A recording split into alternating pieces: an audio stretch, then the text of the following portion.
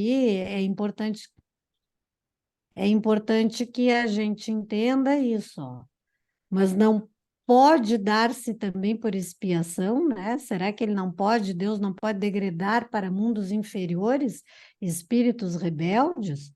Eu posso me rebelar o tempo que eu quiser, mas eu não volto para os mundos inferiores, né? Sim. Ah, mas e os capelinos? Por que que vieram para cá então? Se Missão. eles já estavam num mundo de regeneração, né? Entrando naquele mundo de regeneração, e aí não cumpriram com o que era esperado e foram exilados para a Terra. Por que que eles vieram para a Terra, então, se era um mundo de expiações e provas, em relação ao mundo que iria se transformar? Pois é, né? Então, o que que acontece? Eles vieram em missão, né? Eles vieram para nos estimular o nosso lado intelectual, o nosso lado espiritual, o nosso lado filosófico, o nosso lado científico, tudo isso. Eles não regrediram intelectualmente, eles vieram para nos auxiliar a desenvolver. Tanto que quando eles aqui chegaram, os primitivos já estavam aqui, né? Alguns homens já aqui já se encontravam. Ah, então é isso que a gente tem que entender, né? Que, que Daí, dependendo daquilo que nós temos por fazer, nós temos que aceitar de bom grado, inclusive a missão, né? A missão uhum. nem sempre é fácil, ela é árdua. Às vezes a gente fica, mas aonde que estava com a cabeça quando aceitou isso, né? Mas vamos lá. Jesus do céu, E bateu a cabeça antes de aceitar esse negócio. e tem um detalhe, né? Não é porque um espírito vem em missão que ele não fracassa. Ele Sim. às vezes fracassa também. E olha o nível de um espírito para vir em missão, né? E ele às vezes fracassa, ele se perde às vezes. E aí nós vamos encontrar vários exemplos, né? Vários exemplos, né? Em todas as áreas da humanidade, né? Em todas as áreas, na ciência, na área da religião, na área familiar, na área da política, na área da medicina, em todas as áreas nós vamos encontrar espíritos que vinham em missão, se comprometeram e chegaram aqui e se deixaram envolver, né? Vocês querem um exemplo? Napoleão veio em missão para ajudar Kardec a desenvolver o espiritismo aqui. O que que acontece ali? Ele arruma uma grande guerra, né? Uma grande confusão, né? Coloca a França lá toda naquela função da guerra. E o que que acontece quando Kardec está organizando a Sociedade Parisiense de Estudos Espíritas? A ordem do Napoleão qual era? Onde dois ou mais estivessem reunidos, prende, né? Não podia ver ninguém depois de um determinado horário reunido. Era complô, era golpe, era toda essa situação. E havia um amigo de Kardec que conhecia um general que era amigo de Napoleão. Então, ele vai e conversa e pede uma autorização para que a Sociedade Parisiense de Estudos Espíritas funcionasse. E tem isso escrito. Eu tenho, se eu não me engano, isso aí por escrito, né? Essa permissão aí para a sociedade funcionar. Kardec não conhecia esse general. Quando esse general desencarna, um período após estar desencarnado, ele vem e dá uma comunicação através de um médium na Sociedade Parisiense de Estudos Espíritas. E ele diz que ele se sentia muito bem em ter feito aquilo, porque apesar de não conhecer, ele era simpatizante da doutrina espírita. Então, quando um falha, o plano B sempre entra em ação, né? Uhum. Napoleão pode não ter feito a parte dele diretamente, né? Ter sido pacífico, ter sido aquele chefe de Estado comprometido com a paz, com isso, com aquilo, que abriu o caminho para a doutrina espírita passar, mas aí surge um general lá, né? É o tabuleiro de xadrez, ó, vamos mexer essa peça aqui, o cara deu quase um checkmate lá, vamos sair daqui, vamos entrar aqui pelo outro lado e vamos tentar. É o que acontece, né? Então, por que isso? A espiritualidade se antenou e disse, olha, nós vamos ter que articular aqui, alguém vai ter que fazer esse meio de campo para o trabalho não ficar perdido. Então, quem faz esse meio de campo é alguém que não conhecia Kardec, mas que ao desencarnar vem e dá essa comunicação, né? Então, vejam que mesmo em missão a gente pode falhar, né? Então, Kardec questiona isso aos espíritos, né? E se eu não conseguir? E os espíritos respondem para eles: se tu não conseguires, outro irá fazer o teu trabalho. Pode demorar um tempo mais, pode não demorar, vamos precisar organizar de novo, mas alguém vai ter que fazer. Isso, mais ou menos, é quando nós estamos lá no nosso trabalho, né? Nós temos lá os nossos compromissos e, de repente, alguém fica doente. O que que acontece? Lá o chefe vem dar, às vezes, uma remanejada. Olha, a Carla não conhece direito, a Chay vai lá, vai substituir, vai fazer, ela vai dar sequência lá ao trabalho que o André começou, né? Vai se reunir com a Jaque, com o Eduardo, e eles vão dar sequência aí nesse trabalho. O trabalho vai parar? Não, vai seguir, né? Por isso que a gente diz, nós, nas nossas funções, nós não somos insubstituíveis, porque a gente não sabe se amanhã nós vamos estar encarnados, né? Então, na nossa, no nosso sentimento, na nossa importância na vida do outro, isso nós somos insubstituíveis, mas na nossa profissão, nas nossas tarefas, qualquer um pode fazer, né?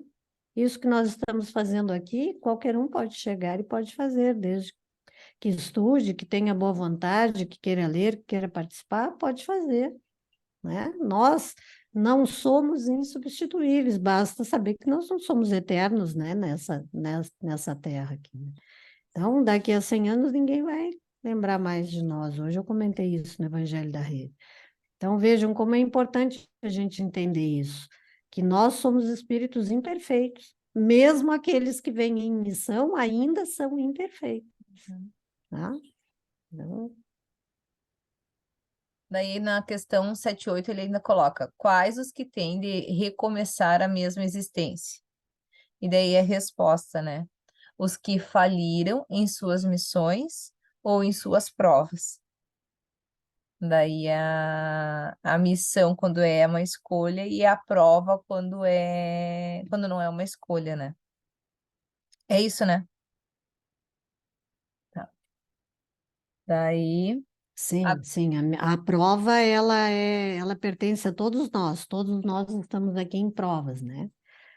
Toda expiação é uma prova, mas nem toda prova é uma expiação, Uhum. tá? E a missão é algo que os espíritos um pouco mais evoluídos escolhem vir, se disponibilizam a vir. Não significa que ele será uma pessoa renomada, né? Um Allan Kardec, um Chico Xavier, um Francisco de Assis, uma Madre Teresa. Não, eu posso vir em missão, numa missão simples. Eu posso não precisar mais reencarnar, por exemplo, aqui na Terra, já evoluir ao ponto de poder estar só, digamos, no mundo de regeneração, tá? Mas aí, um determinado espírito que praticou, digamos, atos violentos por milhões de reencarnações e atingiu pessoas que não querem recebê-lo por filho em hipótese alguma, aquelas pessoas que ele se comprometeu, tá? E eles não querem, não querem. Digamos que espírito que foi abortado pela mesma mãe, pelo mesmo pai, milhões de vezes, ele não quer vir como filho daquelas pessoas, nem como irmão, nem nada. Mas ele precisa aprender a amar, a perdoar, porque ele tem uma revolta muito grande. Então, aí eu me coloco à disposição de reencarnar para, em missão, receber este espírito apenas por amor, somente por amor. Não tenho nenhum vínculo de expiação com ele ou de prova para com ele. Eu venho em missão estritamente maternal, né?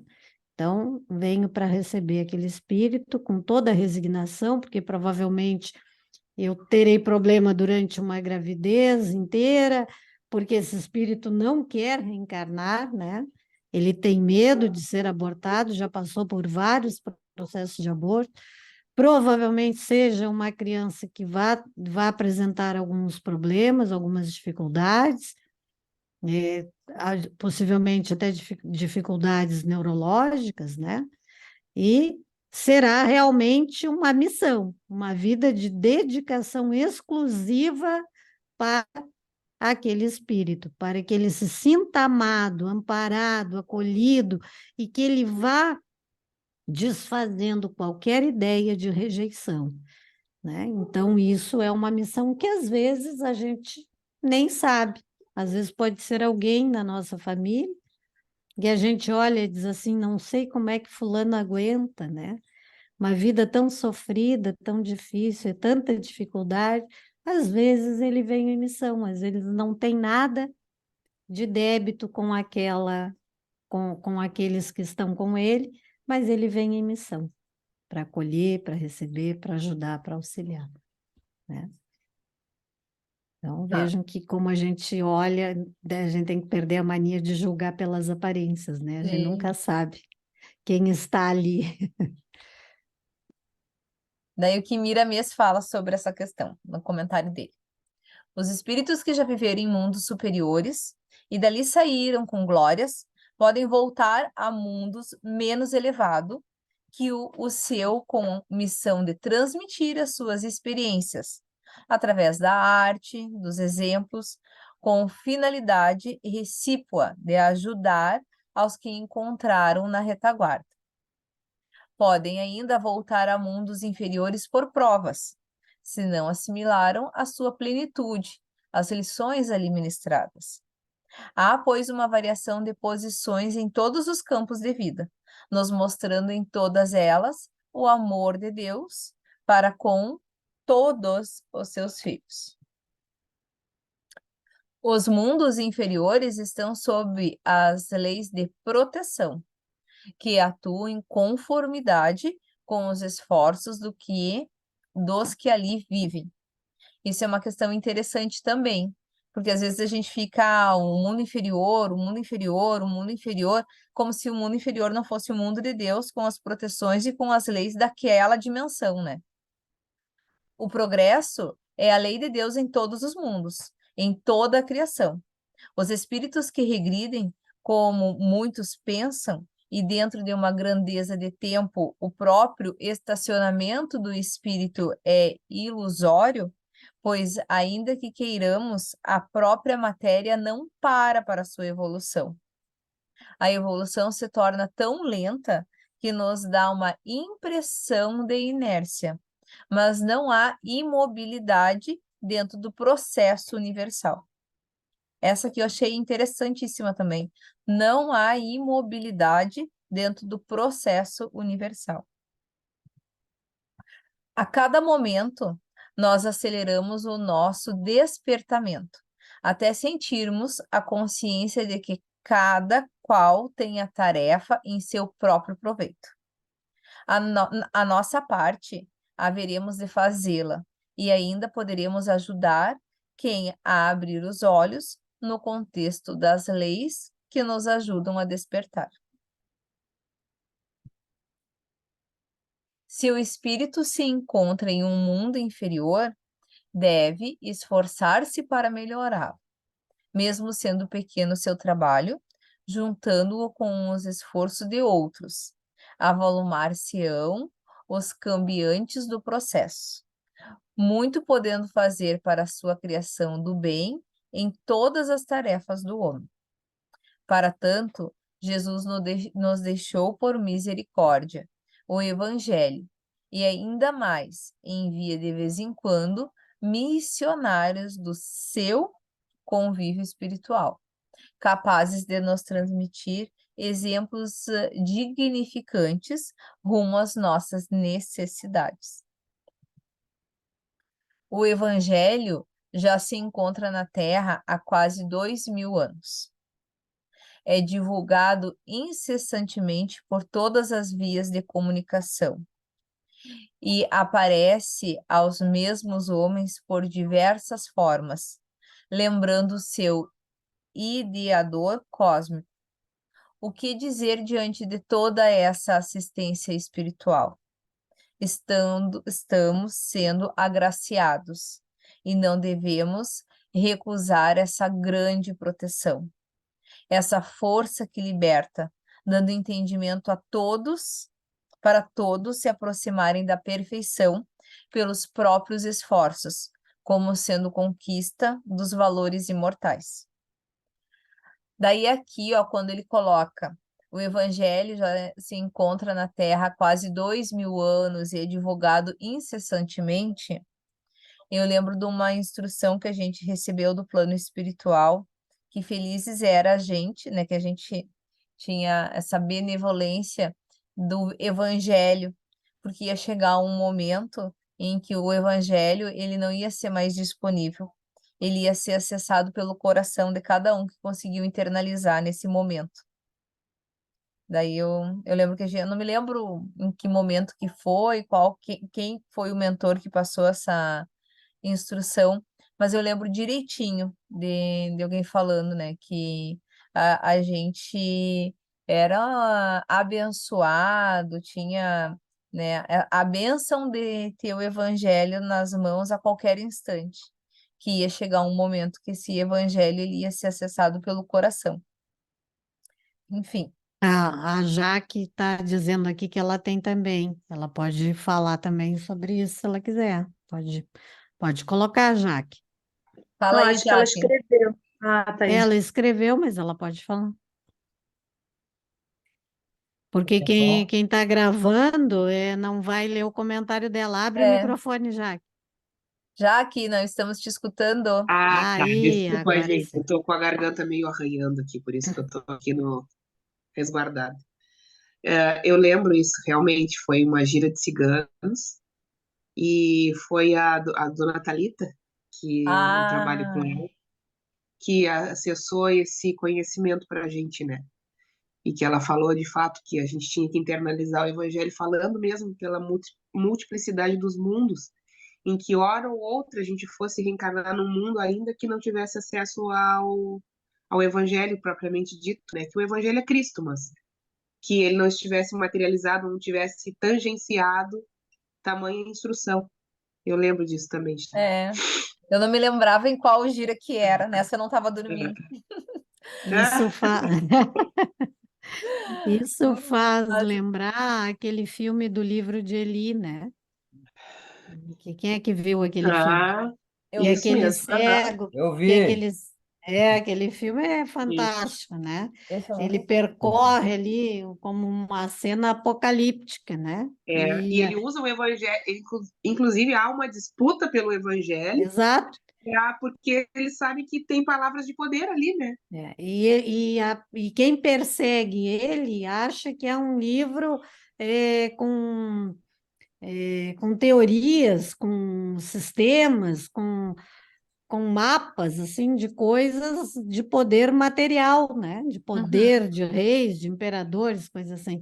E quando ele chega no destino dele e que ele começa a contar, né? Que aí acabam descobrindo que o livro estava com a página em branco, com todas as páginas em branco. E aí ele, quando chega no destino, pergunta para ele, e agora? Ele disse, não, agora nós vamos escrever o livro porque ele está todo aqui, no coração e gravado na memória. Então ele começa desde a Gênesis, escrever tudo ali, é muito interessante aquele filme, assim. E é exatamente isso, né? Não, Quando nós a página não estava em branco, cara, estava em braille. Ele era Isso, estava em cego. Braille. estava em Braille, isso mesmo, É. né? E ele vai traduzindo porque Ele ele vai era cego, traduzindo, né? porque ele era cego. Ele era cego, ele vai traduzindo, e o outro é que vai escrevendo. Pega um Tem livro em toda uma branco e vai mensagem escrevendo. subliminar por trás desse filme, né, Carla? É muito lindo, né? Tem que É. Então, olhar ele. a Ele, gente inclusive, entender falando sobre os isso. profetas do judaísmo, né? Não Não, é à toa. e a gente entender isso, que o mundo, essa ideia de fim do mundo que a gente tem, ele pode terminar com guerras, com um apocalipse, com isso, com aquilo, mas é bem o que está aqui que vocês falaram agora. O Evangelho de Jesus permanecerá sempre conosco, para quem Praticar. praticar, né? Olha, tá Personalizar, né? Exatamente aqui eu isso. recebi a Então, mensagem de a novo gente vai e volta. É. Eu Já vai terminar? temos 10 minutos. Tá. Não sei o que esse Então, Zoom tá maluco aqui. Mas só não, falta mas mais não dois. tem, Falta que só nós mais um vamos. slide. Então tá, vamos deixar tu terminar e a gente deixa os comentários para a semana que vem. É. Daí a última abordagem, né, sobre essa questão 178 aqui. Na linguagem do amor e da posição espiritual em que a alma se encontra, falir toma uma conotação mais transcendental. Em todo passo que não foi bem aproveitado, o espírito aprendeu alguma coisa que ainda não sabia. Adquiriu forças que não possuía. Então não está perdido. Por mais que fracassou, por mais que tenha que repetir, a hora que está repetindo de ano, e eu já fui uma repetente, quando a gente vê aquela conteúdo pela segunda vez, a gente tem um benefício do conhecimento prévio. Então, por mais que a gente diga assim, não evoluiu, estacionou, mas as experiências elas não foram perdidas, não é? Se eu não tinha força para tais empreendimentos, não faliu no sentido comum da palavra. Antes passou por uma experiência aonde recolheu algo de melhor para outra vida. A linguagem humana não consegue, na maioria das vezes, traduzir a sublimidade do sentido mais profundo das palavras. E era isso que eu tinha para abordar. E quando ele coloca da questão do mundo inferior, que esse mundo inferior, ele é um mundo guiado pelas leis divinas, que ele é guiado, ele é protegido e ele tem as características da dimensão que ele tem que ter. E que por mais que a gente fracasse, no sentido amplo da palavra, no caminho desse fracassar, teve um conhecimento, teve uma experiência que ela não é desperdiçada. E era isso. Dúvidas? Muito bom.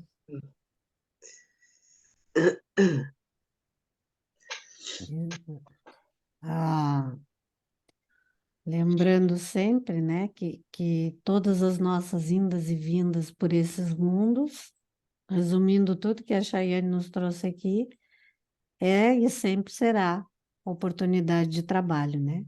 De servir, amar e aprender, sem dúvida nenhuma. Por exemplo, Hitler está no planeta Plutão, né? É um planeta prisão. Aparentemente pode parecer, nossa, e a misericórdia divina, é por misericórdia divina que ele está lá, justamente para ele não ser alcançado por todos aqueles espíritos que ele fez mal, né? Ele vai ficar aproximadamente por 1000 anos lá. E Gandhi solicitou a Jesus de tempos em tempos ir visitá-lo, conversar com ele, e teve permissão.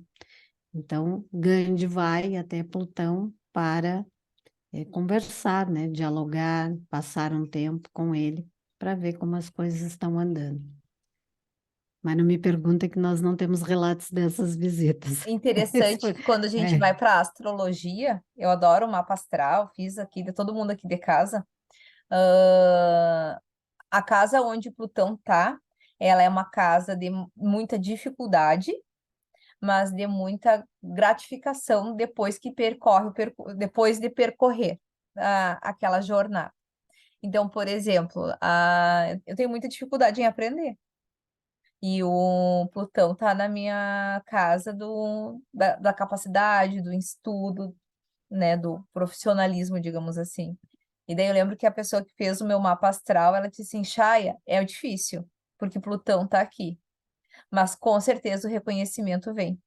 Então nada mais é do que isso daí, né? Ele tá lá, ele tá, Hum. tá naquele Um momento que tá momento de difícil, luta, de de luta. luta, Ele é um de momento de luta luta. consigo mesmo, Ele né? De traz ter isso para paciência, para resignação. astrologia, para as casas aonde Plutão se encontra. Diz, ai, esse Plutão, às vezes quando eu faço um concurso e não passo, ai, esse Plutão nessa casa, por que que não foi para outra casa? É. E uma das fases da Lua também, né? Uma das É, faces da Lua também é um planeta prisão, né?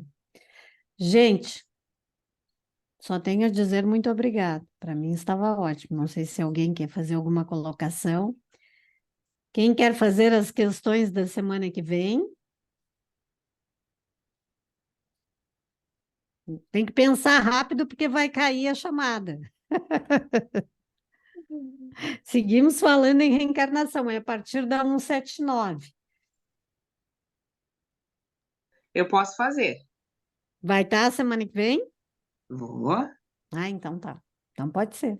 Não tem Então problema tá. nenhum, Faço uma ou duas questões, eu faço. tá? Para a Não gente tem dar problema. continuidade. Tá. Tá? Eu acho Ó, que elas não são muito grandes, mas dá para.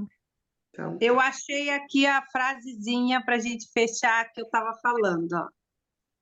Perdoe-me, meu filho querido, se em outra época induziu seu coração à responsabilidade eclesiástica, modificando o curso de suas tendências. Se suas lutas agora atingem a alma angustiada, seja forte, marinho querido, e ajude sua mãe.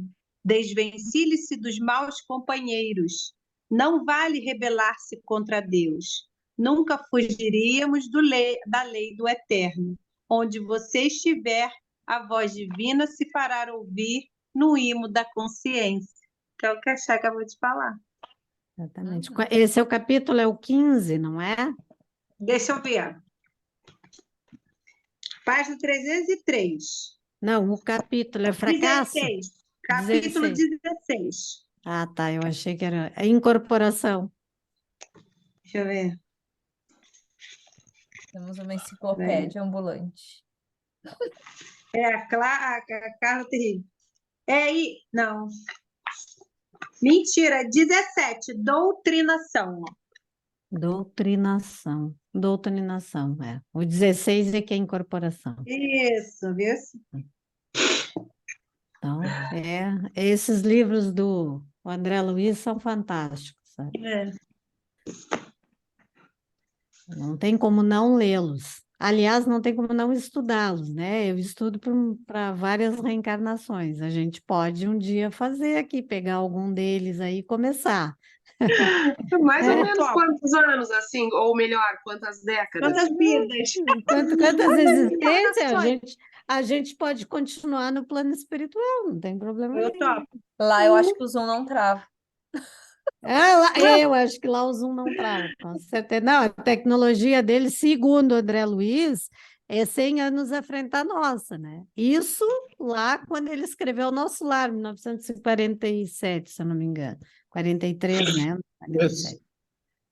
43, né? Foi no período da guerra, né? 43, né? Então, se lá está 100 anos à nossa frente naquela época, agora deve estar aí 300, 400 anos naquela época. Gente, muito bom. Muito obrigada. Vamos descansar, né? Todo mundo trabalha amanhã. Então, Uma Ai, ótima faz a prece boa final. Uma boa noite para Até vocês. mais, boa noite. Obrigada. Tchau, Quem tchau. que vai fazer a prece final?